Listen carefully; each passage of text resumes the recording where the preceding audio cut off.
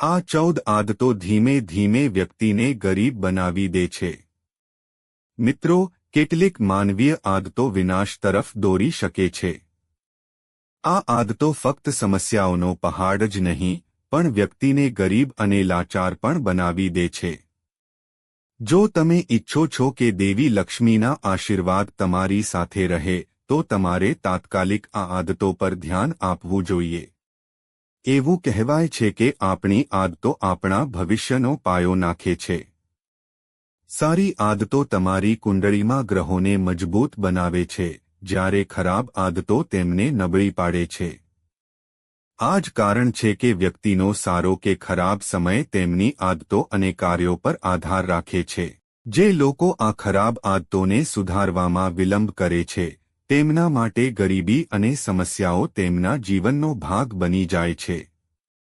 જો તમે વારંવાર નિષ્ફળતાનો સામનો કરી રહ્યા છો અને અથાગ પ્રયત્નો છતાં નાણાકીય સમસ્યાઓનો સામનો કરી રહ્યા છો, તો શક્ય છે કે તમારી કેટલીક આદતો તેનું કારણ હોય. આવી સ્થિતિમાં તમારી સહેજ પણ બેદરકારી પણ નોંધપાત્ર નુકસાન પહોંચાડી શકે છે. તો ચાલો જાણીએ તે 14 ખતરનાક આદતો વિશે જે ધીમે ધીમે તમારી ખુશી અને સંપત્તિનો નાશ કરે છે. વિડિયોમાં આગળ વધીએ પરંતુ તે પહેલા પ્રિય મિત્રો, વિડિયોમાં આગળ વધતા પહેલા મારી તમને એક નાની વિનંતી છે કે વિડિયોને અંત સુધી જુઓ. તેને બિલકુલ ચૂકશો નહીં કારણ કે આ માહિતી ખૂબ જ કિંમતી છે અને વિડિયોને અન્ય લોકો સાથે શેર કરો જેથી અન્ય લોકોને પણ ફાયદો થાય. અને હા મિત્રો, વિડિયોને એક સુંદર લાઇક આપો અને તમારી પોતાની યુટ્યુબ ચેનલ શ્રેષ્ઠ વાતોને સબસ્ક્રાઇબ કરવાનું ભૂલશો નહીં જેથી તમને શક્ય તેટલી વહેલી તકે આવી માહિતી મળી શકે. અને હા પ્રિય મિત્રો, કોમેન્ટ બોક્સમાં જય લક્ષ્મી માતા લખવાનું ભૂલશો નહીં. મિત્રો, જુઓ, વાત એ છે કે અમે ફક્ત સલાહ આપી શકીએ છીએ, તે અમારું કામ છે. હવે તમે માનો કે ના માનો, તે તમારી ઈચ્છા છે. પણ મિત્રો, હું એક વાત ચોક્કસ કહીશ કે જો તમે માનો છો, તો તમારી નૈયા પાર થઈ જશે. આ વિડિયોને અંત સુધી જોયા પછી તમારે કોઈપણ પ્રકારની સમસ્યાનો સામનો કરવો પડશે નહીં. બાકી તમારી ઈચ્છા છે. તમે પોતે ખૂબ સમજદાર છો. તો પ્રિય મિત્રો, ચાલો આપણે વધુ વાતો કર્યા વિના આ વિડિયો શરૂ કરીએ. નંબર 1. તમારી આસપાસ કોઈ પણ ગંદકી જમા થવા ન દો. ગંદકી નકારાત્મકતા લાવે છે અને દેવી લક્ષ્મીને ગુસ્સે કરે છે. તેથી નિયમિતપણે તમારી આસપાસ સ્વચ્છતા રાખો જેથી જીવનમાં સુખ અને સમૃદ્ધિ રહે. નંબર 2. નખ કરડવું. જો તમને પણ નખ કરડવાની આદત હોય તો તેને તાત્કાલિક બદલો કારણ કે નખ કરડવાથી વ્યક્તિની કુંડળીમાં સૂર્ય ગ્રહ નબળો પડે છે અને વ્યક્તિના સન્માન, સ્વાસ્થ્ય અને કાર્યો પર નકારાત્મક અસર પડે છે.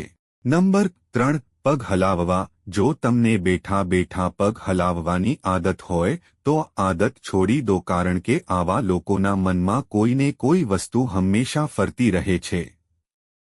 આવા લોકોના ચંદ્ર નબળા હોય છે. નંબર 4. પ્રાણીઓ અને પક્ષીઓને ખવડાવશો નહીં. જો તમે પ્રાણીઓ અને પક્ષીઓને ખવડાવતા નથી તો આજથી જ તેમને ખવડાવવાનું શરૂ કરો કારણ કે મૂંગા પ્રાણીઓને ખવડાવવાથી કુંડળીમાં રહેલા અશુભ ગ્રહો શુભ પરિણામ આપવાનું શરૂ કરે છે. બુધ ગ્રહ પણ મજબૂત બને છે, કારકિર્દીના અવરોધોને દૂર કરે છે. નંબર 5. ગંદા અથવા ફાટેલા પલંગની ચાદર. વાસ્તુશાસ્ત્ર અનુસાર ગંદા અથવા ફાટેલા પલંગની ચાદર માત્ર સ્વાસ્થ્ય પર જ નહીં પરંતુ મનોબળ અને નાણાકીય જીવન પર પણ નકારાત્મક અસર કરે છે. આવી ચાદર નકારાત્મક વાતાવરણ બનાવે છે. ગંદા પલંગ વાસ્તુ ખામીઓ બનાવે છે, જે નાણાકીય સમસ્યાઓને આમંત્રણ આપી શકે છે. નંબર 6. છિદ્રોવાળા અંડરગાર્મેન્ટ પહેરવા. હિન્દુ માન્યતાઓ અનુસાર છિદ્રોવાળા જૂના અથવા ફાટેલા કપડાં પહેરવાનું ટાળવું જોઈએ. આ ગરીબી એટલે કે અલક્ષ્મીને આમંત્રણ આપે છે. ફાટેલા કપડાં પહેરવાથી આત્મસન્માન ઘટે છે અને આત્મવિશ્વાસ ઘટે છે, જે દરેક કાર્યને અસર કરે છે. એવું માનવામાં આવે છે કે આ પ્રગતિશીલ કાર્યને પણ બગાડે છે.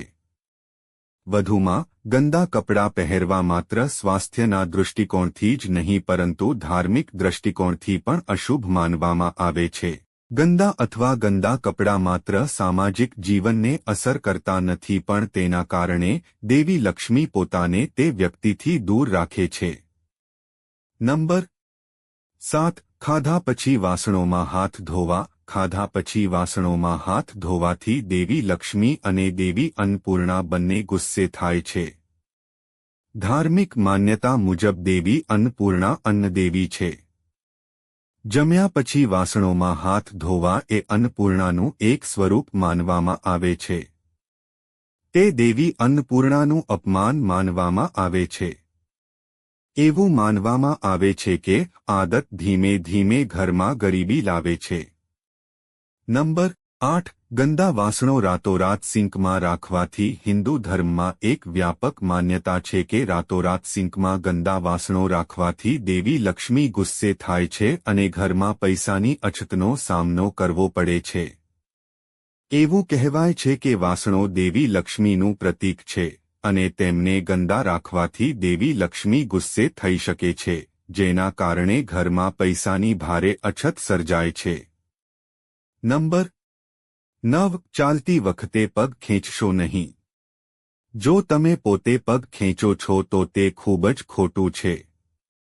આ વ્યક્તિના વૈવાહિક જીવન પર નકારાત્મક અસર કરે છે.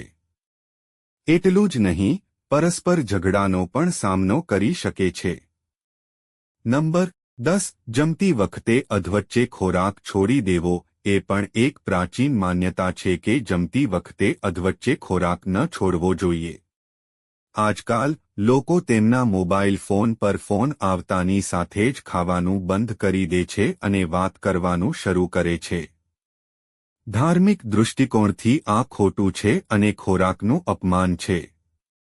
જમતી વખતે અધવચ્ચે ખોરાક છોડી દેવાથી દેવી લક્ષ્મી ગુસ્સે થાય છે.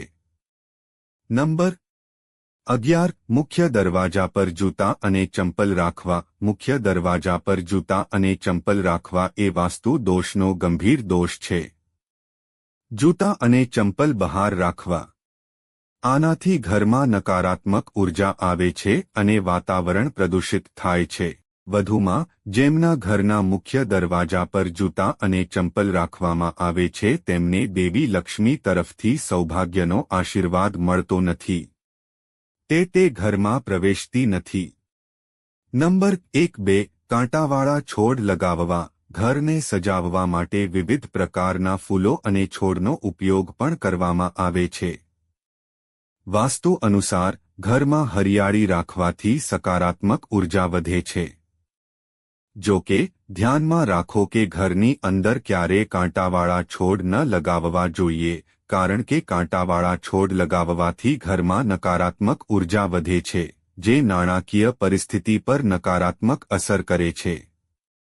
નંબર 13. ખોટી જગ્યાએ સાવરણી રાખવી. ઘરમાં સાવરણી દેવી લક્ષ્મીનો વાસ માનવામાં આવે છે. એવું માનવામાં આવે છે કે સાવરણી ધન અને સમૃદ્ધિ લાવવામાં ખાસ ભૂમિકા ભજવે છે. તેથી સાવરણીને ક્યારે કોઈની નજર સામે પડવા ન દો. તેને હંમેશા ધાર પર છુપાવીને રાખવી જોઈએ. વધુમાં ક્યારેય સાવરણી પર પગ ન રાખો, કારણ કે આ દેવી લક્ષ્મીનું અપમાન માનવામાં આવે છે. નંબર 1-4. બાથરૂમમાં ખાલી ડોલ રાખવી. ઘણા લોકોને સ્નાન કર્યા પછી બાથરૂમમાં ડોલ ખાલી રાખવાની ખરાબ આદત હોય છે, જે વાસ્તુમાં પ્રતિબંધિત માનવામાં આવે છે. વાસ્તુ હંમેશા બાથરૂમમાં ભરેલી ડોલ રાખવાની ભલામણ કરે છે. આમાંથી નકારાત્મક ઉર્જા દૂર થાય છે. બાકીની ડોલ પણ ઊંધી રાખો. પ્રિય મિત્રો, તમને આ વિડિયો કેવો લાગ્યો અમને કોમેન્ટમાં જણાવો.